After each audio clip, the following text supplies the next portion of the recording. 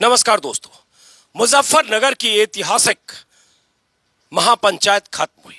लाखों किसानों की मौजूदगी से देश और प्रदेश को एक संदेश गया। किसानों की जबरदस्त भीड़ ने सरकार में सत्ता में बैठे लोगों को अपनी ताकत दिखाई। लेकिन सवाल यह उठता है कि किसानों की मौजूदगी, किसानों की ये बड़ी पंचायत और लाखों की तादाद में किसानों का मुजफ्फरनगर में जिले जिले से यूपी, पंजाब, हरियाणा के इलाकों से आना क्या कोई संदेश देगा? क्या सरकार पर कोई दबाव पड़ेगा?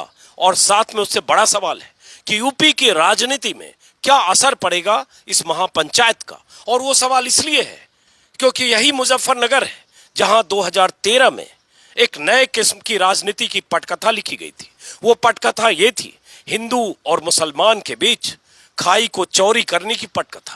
वो पटकथा ये थी जिसमें हिंदू और मुस्लिम के ध्रुवीकरण की जमीन तैयार की गई थी। नतीजा ये हुआ, बीजेपी को जबरदस्त कामयाबी मिली 2014 के लोकसभा में, 2017 के विधानसभा में और 2019 के लोकसभा में। इस बार क्या होगा? जिस ढंग से किसानों की महापंचायत में हिंदू, मुसलमान, सिख सबकी मौजूदगी रही, क्या उसका कोई असर होगा? क्या कोई नई जमीन तैयार होगी? क्या जिस भाईचारे का संदेश किसानों के मंच से दिया गया, दरअसल वो भाईचारा जमीन पर भी दिखेगा? मंच से राकेश टिकैत ने अपने भाषण में हर हर महादेव के साथ अल्लाह अकबर के भी नारे लगाए, संदेश दिया कि इस यूपी में, इस मुजफ्फरनगर में जहां दंगों की जमीन तैयार हुई, वहां भाईचारे की जमीन हम मजबूत करेंगे, वो तोड़ेंगे हम जोड़ेंगे, ऐसे नारे भी किसानों ने लगाए। लेकिन क्या वाकई मुजफ्फरनगर और यूपी के उन इलाकों में जहां कुछ तोड़ा गया था वहां वाकई कुछ जोड़ा जा सकेगा? ये समझने के लिए मैं इसी मुजफ्फरनगर में अभी हूं। ये चरथावल विधानसभा क्षेत्र है, मुजफ्फरनगर जिले की ये सीट है। मुजफ्फरनगर में हुआ ये था कि 2014 के बाद जो कामयाबी मिली, 2017 में हर विधानसभा सीट पर बीजेपी का कब्जा हुआ। चरथावल पर भी बीजेपी का कब्जा है। विजय कुमार कश्यप यहाँ के विधायक, और मैं हूँ बरवाला गांव में, बरवाला ना, बरवाला गांव में।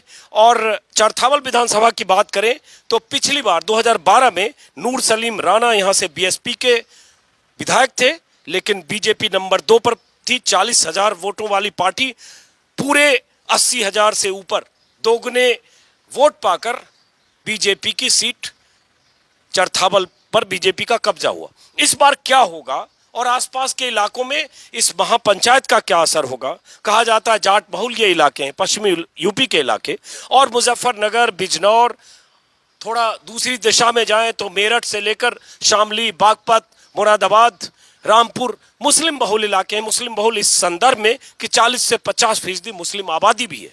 तो क्या ये जो नारे दिए जा रहे हैं, जाट मुस्लिम एकता, हिंदू मुस्लिम एकता, भाईचारा, क्या इन नारों का भी कोई असर होगा? क्योंकि खाई अगर गहरी हुई तो उसके पाटने का काम क्या ये नारे करेंगे या जमीन पर भी कुछ दिखेगा? ये भी समझने के लिए आया हूँ। हमारे साथ जो बहुत सारे यहाँ लोग हैं, इसमें हर बिरादरी, हर समाज के लोग हैं। इसमें हिंदू भी हैं, मुस्लिम भी हैं, जाट भी हैं, कश्यप भी हैं, हर समाज के लोग हैं जो इस गांव में रहते हैं। और ये गांव बहुत अहम है क्योंकि मुजफ्फरनगर के सांसद संजीव बालियान हैं, जिनको आप जानते होंगे नाम से, केंद्र में मंत्री हैं। मुजफ्फरनगर के आसपास कई ऐसे नेता और विधायक, सांसद हैं जिनकी भूमिका मुजफ्फरनगर के दंगों के दौरान बहुत संदिग्ध रही। बहुतों पर मुकदमे चले, बहुतों से मुकदमे हटाए भी गए। सबसे पहले प्रधान जी, आपसे आपका शुभ नाम पहले बताइए थोड़ा। सत्येंद्र बालियान। सत्येंद्र बालियान साहब, तो आप भी बालियान हैं और जो सांसद हैं यहाँ के, मंत्री हैं, वो भी बालियान हैं। तो पहले आपसे ही कि इस महापंचायत का क्या असर होगा ये समझना चाहता हूँ। देखिए, इस महापंचायत का कहीं ना कहीं जो गठजोड़ है मुस्लिम और जाट, वो बहुत कुछ कामयाब होता मुझे दिख रहा है। कैसे? जैसे कल महापंचायत थी और उसमें अधिकतर जाटों के गांव से, लगभग ज़्यादा भी नहीं है तो 20, 30, 50 ट्रैक्टर ट्रॉलियाँ हर गांव से गई है। जो पिछला चुनाव हुआ था 17 में और 14 में, उसके मुकाबले कहीं ना कहीं बीजेपी को महंगाई, बेरोजगारी और कई मुद्दे ऐसे हैं जिससे जाट जो एक तरफा वोट किया था जब हिंदू और मुस्लिम का यहाँ पे झगड़ा हुआ 2013 में, वो बहुत कुछ अब बदलता दिख रहा है। वो बदलने का एक कारण है कि उसमें दोनों जाट को भी और मुस्लिम को एक दूसरे की जरूरत है। कहीं ना कहीं बीजेपी को पीछे हटाने के लिए कहीं ना कहीं इसे आप कैसे भी कह सकें कि ये हो सकता है कि दोनों को जरूरत है और ये इस तरह कम इसे हराने के लिए बीजेपी को कहीं ना कहीं मुस्लिम तो बीजेपी के हराने के हैं, तो जाट का कहीं ना कहीं उनको सहारा चाहिए। लेकिन ये बताओ, जैसे आप जाट मुस्लिम की बात कर रहे हो, मंच से भी ऐसी बातें होती है या किसान नेताओं की भी को लगता है जो इस किसान यूनियन से जुड़े हैं और जो आंदोलन कर रहे हैं, सवाल ये उठता है सिर्फ जाट और मुस्लिम की बात नहीं है, बात यह है कि बीजेपी की भी जड़ें जाट समाज में भी उतनी ही गहरी है। जाट नेता हैं, केंद्र में मंत्री हैं, विधानसभा में मंत्री हैं, और कहा जा रहा है कि जाटों का जबरदस्त झुकाव 3 चुनाव में बीजेपी की तरफ रहा। तो इस बार क्या ऐसी वजह होगी? सिर्फ ये किसानों के आंदोलन से? बहुत कुछ किसानों के आंदोलन से है और कई मुद्दे हैं इस तरह के। कहीं ना कहीं बेरोजगारी कितनी हालत, क्या हालत है, बिजली का बिल इतनी बुरी हालत यहाँ पे कर दी कि कहीं ना कहीं जाट, तो मैं कह रहा हूँ कि ये लोग कहें लेकिन 30% 40% मुश्किल से जाट एक तरफ जा पाएगा बीजेपी के साथ में। अभी बदलाव और भी होंगे। अभी एक बात तो क्लियर है, बीजेपी कहीं ना कहीं इस चुनाव को हिंदू मुस्लिम पे जरूर कहीं ना कहीं लाने की कोशिश करेगी। अब उसमें कितनी वो सफल हो पाती है वो तो टाइम बताएगा, लेकिन कहीं ना कहीं कल की पंचायत ने ये साबित किया कि ये गठजोड़ जो है बहुत बड़ा गठजोड़ है। और इससे मुस्लिम ने जिस तरह इस पंचायत में शिरकत की और लोगों को जितनी सेवाएं की, उससे लगता है कि कहीं अगर मुस्लिम एक तरफ पड़ता है तो मैं दूसरी जगह की तो नहीं कहता, लेकिन मेरी चरथावली विधानसभा पे अगर मुस्लिम एक तरफ चला गया तो यहाँ पे बीजेपी को कहीं सफलता नहीं मिल पाई। आपका क्या शुभ नाम है? जी, मेरा नाम मोहन सिंह है।